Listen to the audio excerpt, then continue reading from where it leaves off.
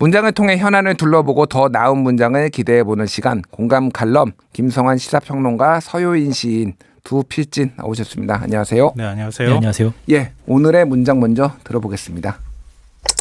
사실은 제가 재산이 많은 사람은 아닙니다만은 최상목 경제부총리가 지난 16일에 국회 법제사법위원회에서 탄핵소추 사건 조사 청문회에서 이렇게 말을 했습니다.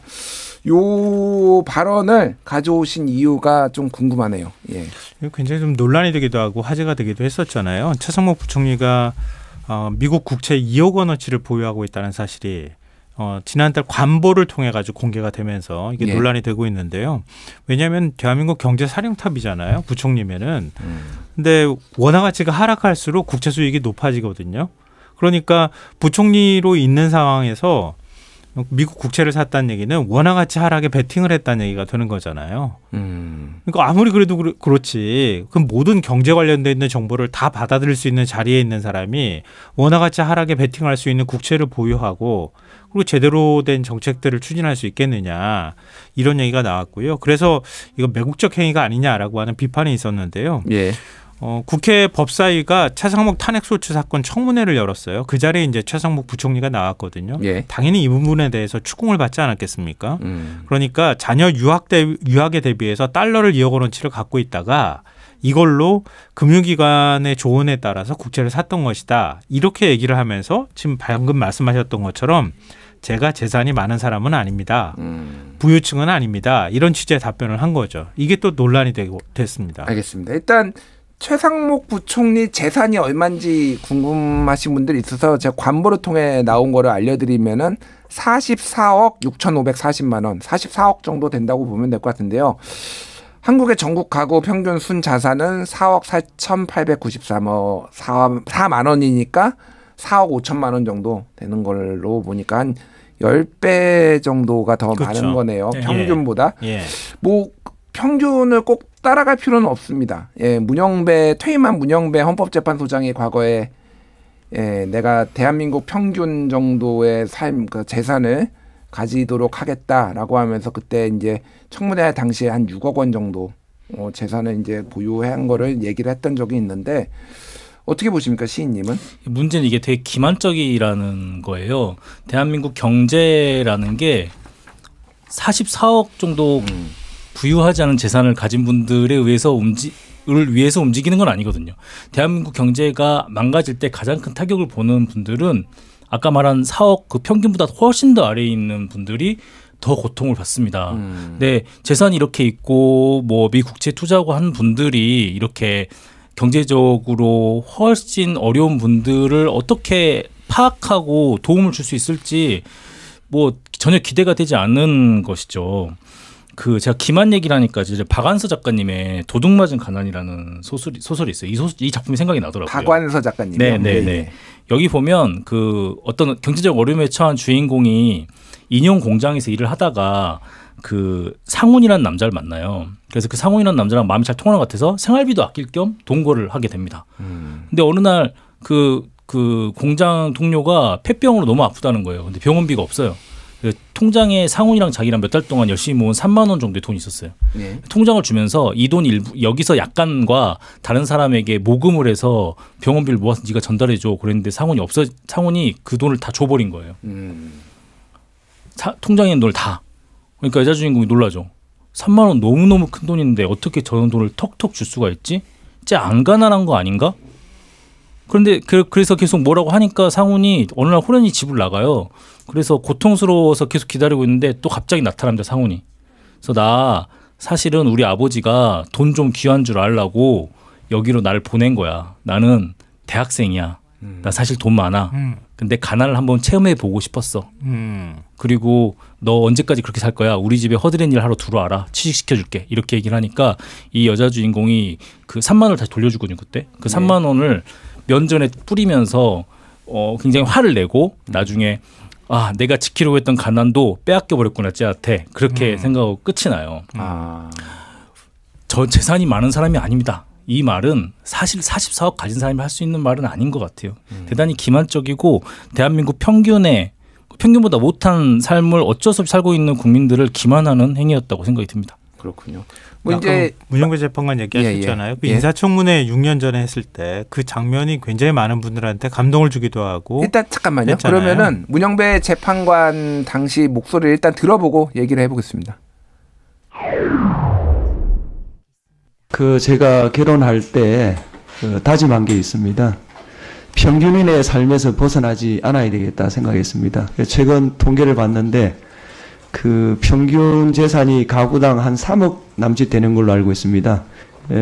제 재산은 한 4억 조금 못 되는데요. 평균 재산을 좀 넘어선 것 같아서 제가 좀 반성하고 있습니다. 2019년 6년 전에 헌법재판관 후보 청문회에서 문영배 후보자가 당시에 얘기를 한 건데 말씀해 주시죠, 평론가님. 근데 그때 인사청문위원이 그랬잖아요. 청문회를 하는 저희가 오히려 죄송한 느낌이다. 이렇게 얘기했을 정도였거든요. 그러니까 6억 7천만 원을 신고했는데요. 거기 아버님 재산이 포함돼 있었대요. 그래서 실제 재산은 4억 원이 조금 안 됐다고 하는데요. 근데 당시 기준으로 했을 때 1인당 평균 재산이 3억 원 정도 됐으니까 내가 그동안에 평균인의 삶을 지향하겠다고 했는데 그보다 좀 많아서 죄송스럽다. 이런 얘기를 한 겁니다. 그러니까 최상목 부총리하고 비교하면 어떨까요? 최상목 부총리는 나는 부유하지 않다. 난 잘 사는 사람은 아니다. 이렇게 얘기하면서 자기 책임을 좀 비껴가려고 했던 거잖아요. 근데 실제 재산은 일반 국민들의 평균 자산보다 10배가 더 많은 사람이잖아요. 그러니까 44억 정도 갖고 있는 사람이 난 잘 사는 사람은 아니에요. 이렇게 얘기를 했다는 게 오히려 저는 더 충격적으로 받아들여졌거든요. 그래서 도대체 한국 사회의 부자 기준은 어떻게 되나 궁금했어요. 그러니까 KDI가 지난해 발표한 보고서를 보면 그건 소득 기준이에요. 지난해 기준으로 했을 때 소득 기준으로 한 월 700만 원 정도 보면은 우리나라의 상층에 속한다. 우리 소득 5분이라고 얘기하잖아요. 그러니까 상위 20%에 포함된다고 얘기를 하더라고요. 근데 이걸 자산으로 가지고 가면 조금 기준이 달라지는데요. 최상목 부총리가 가지고 있는 44억 원이라고 하는 자산은 우리나라의 상위 몇 퍼센트 정도 해당이 될까? 그 자료를 좀 찾아보니까요. 이 KDI가 낸 보고서가 있더라고요. 그러니까 2024 한국 부자 보고서라고 하는 제목의 보고서인데요. 금융자산 10억 원 이상 보유한 개인은 대한민국에서 부자로 분류할 수 있다. 이렇게 돼 있어요. 그러니까 이 나라마다 통계 기준이 조금 다르긴 한데요. 통상적으로 금융자산 100만 달러. 그러니까 지금 환율로 따지면 14억 원 조금 넘는 돈이죠. 이 정도를 가지고 있으면 부자다. 이렇게 정의를 하거든요. 근데 이 기준에 따라서 금융자산 10억 원 이상, 그러니까 일반적으로 자산 10억 원 이상인 사람을 기준으로 따지면은 우리나라에서 0.9%래요, 상위. 금융자산 10억 원이요? 네네. 이 사람들이 한 46만 1,000명 정도가 된답니다. 전체 45% 20만 9천 명이 서울에 살고 있고요. 그중에 또 45% 이상이 강남 상구에 몰려 있다고 합니다. 그런데 흥미로운 점은 이 보고서에서 정작 부자들은 자기가 부자라고 생각하지 않고 있었다 그래요. 그러니까 총 자산 기준, 부자는 얼마 정도 자산을 갖고 있어야 부자라고 할 수 있습니까? 라고 부자들한테 물어보니까 한 100억 원 이상은 가지고 있어야 부자라고 할 수 있지 이렇게 생각하고 있더라는 거예요. 그러니까 최상목 부총리가 생각할 때 아마 100억 원 이상 정도는 가지고 있어야 부자인데 나는 44억 정도 가지고 있으니까 난 부자가 아니야. 라고 생각할 수 또 있었을 것 같아요. 무슨 말인지 알겠습니다.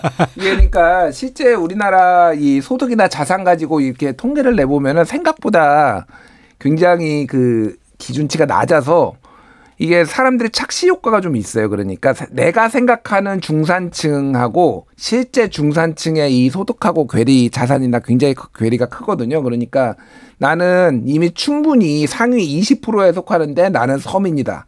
하고 근데 서민이란 말이 모호하기 때문에 굉장히 그런 일들이 이제 종종 발생을 하는 것 같습니다. 그래서 말씀하신 대로 이게 특히 이제 강남의 하우스 푸어 예를 들면은 집 한 채 있어요. 집 한 채가 있는데 아파트가 25억 원인데 나는 정기적으로 들어오는 소득은 그렇게 많지 않으니 나는 부자가 아니다. 이렇게 생각하시는 분들도 실제 있을 수는 있다고 봅니다. 개인의 주관적인 판단이니까. 최상목 부총리가 딱 그런 사람인 거예요.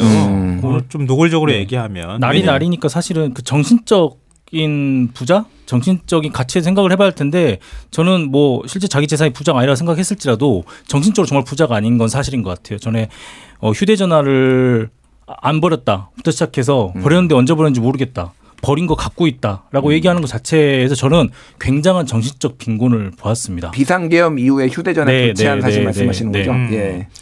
그러니까 우리가 문영배 전 헌재소장 대행 권한 대행의 얘기를 했잖아요. 앞에서도 다큐멘터리 영화 어른 김장하가 다시 요즘에 역주행하고 있다고 얘기하잖아요.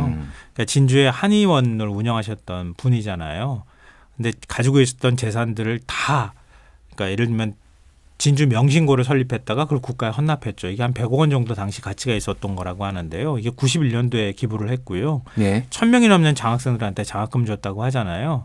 그 1000명 중에 한 명이 바로 문영배 전 헌재소장이고요. 그러니까 김장한 선생 생일 축하 행사에 2019년에 참석했을 때 제가 서울대 다니고 사법고시 붙을 때까지 저한테 장학금을 후원을 해주셨습니다. 그래서 사법고시 합격하고 난 다음에 김장한 선생을 찾아뵀대요. 감사 인사 전하려고. 그때 김장한 선생이 이런 얘기를 했답니다. 이 사회에 있는 것을 너에게 주었을 뿐이니까 혹시 갚아야 한다고 생각하면 이 사회에 갚아라. 이게 굉장히 의미심장한 문장이라고 생각하거든요.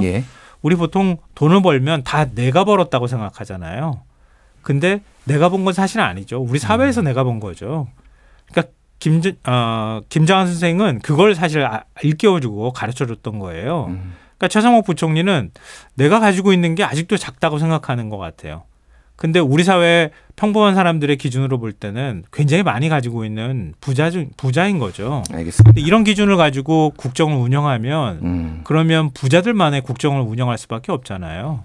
알겠습니다. 그러니까 뭐 이제 각자 이제 여러 가지 비판이 있었고 저는 이제 개인적으로는 뭐 부자인지 아닌지의 본인의 기준이 뭐 다를 수도 있으니까 그런데 가장 문제점은 아까 말씀해 주셨지만은 미국 국채에 투자를 했다라는 거는 이거는 그 자리에서는 정보를 빨리 환율이나 이런 정보를 빨리 취득할 수도 있고 투자에 대해서 이거는 이해 충돌이 문제가 있을 수 있는데 본인을 가난하다고 생각하니까 이 정도 투자는 아무것도 아닌 식으로 이해 충돌이 있음에도 불구하고 이렇게 한다라는 거 이게 가장 저는 좀 심각한 문제가 아닌가 공직자로서의 자격에 좀 문제가 생긴 거 아닌가 저는 좀 그렇게 받아들이게 되더라고요. 근데 청문회 자리에서 너무 떳떳하게 얘기를 하더라고요. 금융기관의 조언에 따랐을 뿐이다.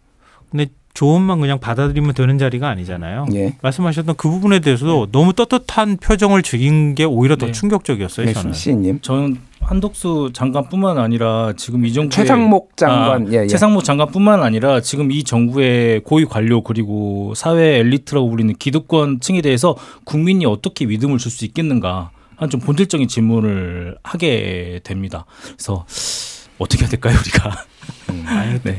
우리랑 똑같아지길 바라는 건 아니잖아요. 국민들이 돈을 좀 더 많이 가지고 있거나 부자일 수 있어요.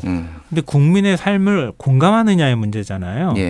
근데 그 김장한 선생이 가르쳐 줬던 그 가르침이 바로 그런 거거든요. 당신이 가지고 있는 건 당신이 가지고 있는 그 당신의 노력으로만 되는 거 아니고 우리 사회가 같이 한 거니까 나눠줘야 한다. 어찌 보면 당신의 행운아야라고 얘기하는 거거든요. 최상목 부총리는 그런 공감 능력이 없는 사람이구나. 이런 점에서 많은 분들한테 아쉽고 또 충격으로 받아들여졌던 것 같아요. 알겠습니다. 오늘 선종하신 교황님에 대해서 교황청에서 가장 가난하고 소외된 사람들을 위해 살아가라고 가르치셨다. 이런 말씀이 있었음을 전하며 칼럼 마치겠습니다. 오늘 나와주신 두 분 감사합니다. 네, 고맙습니다. 감사합니다.